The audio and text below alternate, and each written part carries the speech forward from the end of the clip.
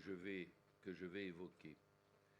Donc l'éditeur doit obligatoirement s'identifier. Avec les annonces légales, on doit pouvoir savoir qui il est, à quelle adresse, etc. Parce qu'il est susceptible de poursuite, donc on doit exactement savoir. Et s'il ne mentionne pas ces informations, il est lui-même susceptible de poursuite pour absence d'information. Il est responsable à titre principal du contenu qu'il met à la disposition du public à travers le réseau. Il peut être jugé responsable non seulement du contenu qu'il aura produit, mais également de ceux qu'il diffuse. Il est responsable du contenu diffusé par tout éditeur, quel que soit son statut juridique, professionnel de l'information, entreprise, association, établissement public, simple particulier, un internaute sur son blog est un éditeur. D'ailleurs, le référencement des photographies faites par Google, il passe aussi à travers les blogs. Et quand vous mettez une photo dans votre blog, elle va être référencée par le moteur de recherche et notamment Google. Alors, il y a eu des difficultés pour différencier les hébergeurs des éditeurs. De très nombreux débats. Moi-même, je suis intervenu à la barre quelquefois pour des audiences. L'intervention, quel est le critère pour distinguer les deux? C'est le technique et l'intellectuel. L'intervention technique, c'est l'hébergeur. L'intervention intellectuelle, c'est l'éditeur. Et c'est celle-là qui est pointée.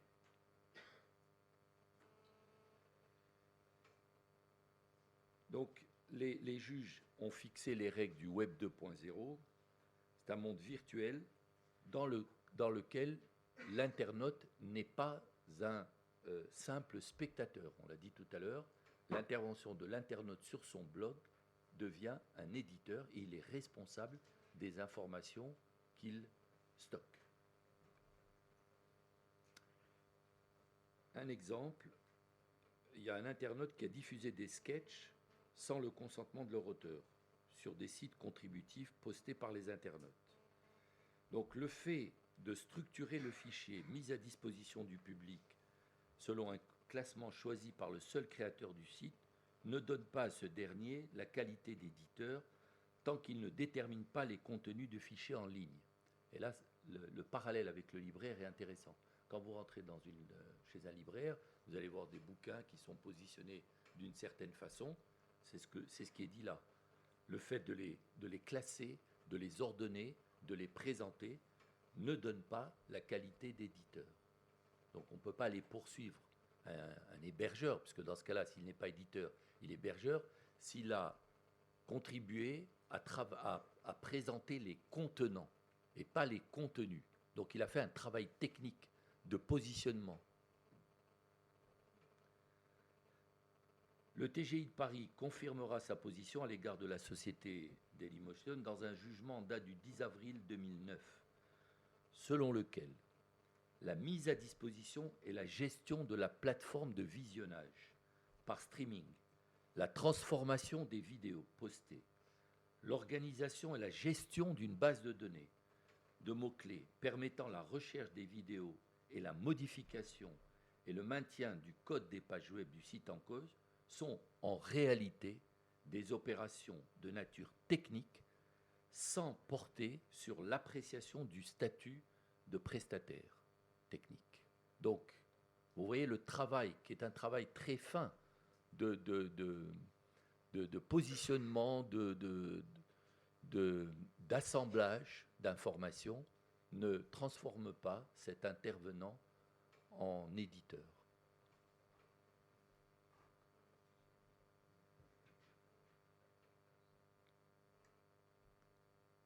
Donc le juge appréciera le degré d'intervention sur le contenu des informations. C'est vrai que ce n'est pas étanche, hein. Il y a des hébergeurs qui travaillent aussi sur les contenus. Donc c'est au cas par cas, chacune des parties doit décrire ce qu'elle fait et bien entendu, c'est soumis à la contradiction avec des constats d'huissier et autres.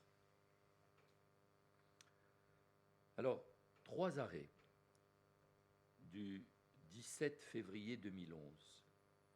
La Cour de cassation a fixé la jurisprudence et il y a des critères extrêmement précis, intéressants et, je dirais, pour ces cas-là, bien clairs. Le premier arrêt est relatif à la mise en ligne par un internaute d'extraits d'un film sur le site de partage de Dailymotion. Des extraits d'un film. Deuxième arrêt, relatif au site fuse.fr qui reproduit des titres et des liens hypertextes d'articles placés par des internautes. Et troisième arrêt, la notion de notification adressée à l'hébergeur d'un site sur lequel se trouvait un contenu portant atteinte à la vie privée d'une personne. Alors, il ressort de ces 3 arrêts que l'hébergeur peut bénéficier de sa responsabilité spécifique. Quand on dit peut bénéficier de sa responsabilité spécifique, c'est-à-dire qu'il est hors d'atteinte de la mise en cause. S'il n'opère pas de sélection des contenus mis en ligne. Il ne doit pas commander un quelconque choix quant au contenu qu'il entend mettre en ligne. Et il ne doit pas ni déterminer, ni vérifier les contenus d'un site. En fait, s'il se présente comme un vérificateur du site, ou s'il se présente comme quelqu'un qui a contribué au contenu, et bien là, il engage sa responsabilité. Voilà les 3 critères qui se dégagent de ces 3 arrêts de la Cour de cassation, première chambre civile.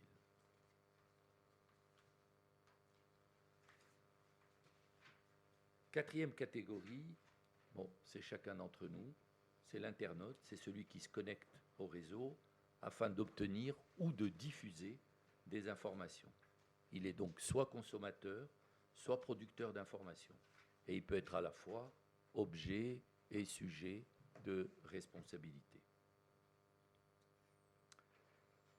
J'ai dit tout à l'heure que l'internaute qui introduit des informations, des images, du texte, de la vidéo sur son blog engage sa responsabilité. D'autant plus que ces informations vont faire l'objet de référencement par les moteurs de recherche. Donc ce n'est pas innocent de déposer par un blog, et ce n'est pas son propre blog seulement qui va être accédé directement, mais c'est surtout à travers les moteurs de recherche. Voilà pour une brève présentation de la LCEN et de la dernière jurisprudence. Donc maintenant, le déréférencement d'une photographie protégée sur Internet. Donc, le problème, quelles sont les options dont le professionnel ou l'amateur dispose afin de faire cesser toute atteinte à ses droits d'auteur? En cas d'atteinte à des droits privatifs et ou à l'ordre public, plusieurs actions peuvent être engagées parallèlement afin de poursuivre la cessation du dommage. Donc, solliciter le retrait du site web auprès de son hébergeur, l'hypothèse du site pédopornographique. Solliciter le retrait de la publication auprès du responsable éditorial du site web ou de l'internaute lorsqu'il s'agit d'un blog. Ensuite, solliciter le déréférencement de la publication auprès des moteurs de recherche. Ce dernier cas, c'est bien entendu le plus efficace. Pourquoi ? Parce que très majoritairement, on passe par un moteur de recherche pour accéder à une formation qu'on souhaite. Il est très rare de connaître l'URL pour savoir quelle est la page que l'on veut accéder. Donc le photographe peut donc réagir ainsi, contacter le responsable du site sur lequel la photo a été postée afin de solliciter le retrait de la photographie et parallèlement solliciter auprès du moteur de recherche le déréférencement de sa photographie. Alors, pourquoi il faut les deux? Parce que si vous demandez le déréférencement auprès du moteur de recherche et que vous ne vous préoccupez pas de demander la suppression de la photo concernée sur le site, au prochain coup, le moteur de recherche va retrouver cette photo et va de nouveau la référencer. Donc il faut une double action.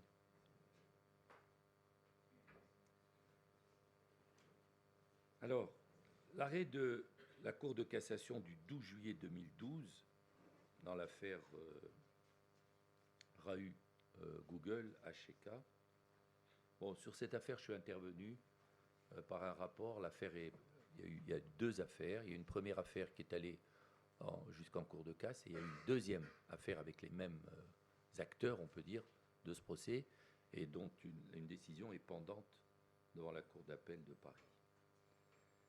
Donc, la Cour de cassation a cassé l'arrêt de la Cour d'appel de Paris, en rappelant ce qu'a mis hors de cause la Cour d'appel de Paris. Donc, elle rappelle qu'ils ont été mis hors de cause et qualifiés d'hébergeurs. Et là, le coup de bâton, si on peut dire, de la Cour de casse, c'est sans même qu'elles en aient été avisées. Elles, ce sont les mises en cause, par une autre notification régulière, pourtant requise. Alors, une autre, je vais vous expliquer de quoi il s'agit, pourtant requise pour qu'elles aient effectivement connaissance de son caractère illicite et soient ainsi tenues d'agir promptement pour la retirer ou en rendre l'accès impossible, aboutit à les soumettre, au-delà de la seule faculté d'ordonner une mesure propre à prévenir ou à faire cesser le dommage lié au contenu actuel du site en cause, à une obligation générale de surveillance des images qu'elle stocke et de recherche des reproductions illicites et à les prescrire de manière disproportionnée par rapport au but poursuivi. La mise en place d'un dispositif de blocage sans limitation dans le temps, la Cour d'appel a violé l'article 6, etc. Donc chacun peut comprendre qu'on ne peut pas demander au moteur de recherche, sur les millions, milliards de photos, d'être sans arrêt en train de surveiller si ces stockages de photos sont licites ou pas. Et dans cette affaire, il y a eu une première information pour demander à l'hébergeur, ou à l'hébergeur, on va dire, on met des guillemets, de supprimer la photo, donc elle doit agir promptement.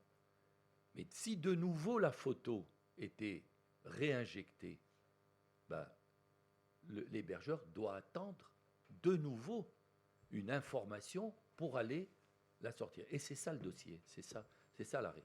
C'est que quand il n'y a pas eu une autre notification régulière pour aller supprimer cette photo. Donc il faut à chaque fois, et c'est ça la difficulté du photographe, c'est que ce n'est pas le moteur de recherche qui va surveiller en permanence, mais c'est le photographe qui va surveiller ces photos pour voir si elles sont divulguées. Donc il y a une difficulté. Il y a une difficulté pour le photographe. Donc en synthèse, le moteur de recherche Google Images, bon, c'est un peu compliqué pour aller accéder au site. Pour aller accéder, Google est informé qu'il faut supprimer une photo sur un site. C'est un peu compliqué d'accéder. On a un imprimé, un template qu'on remplit. Bon, c'est une difficulté. Je pense que Google peut améliorer l'accès parce que l'internaute doit rechercher dans la documentation de Google publiée en ligne si cette procédure existe ou si elle peut être mise en œuvre. Je pense que là, il peut y avoir une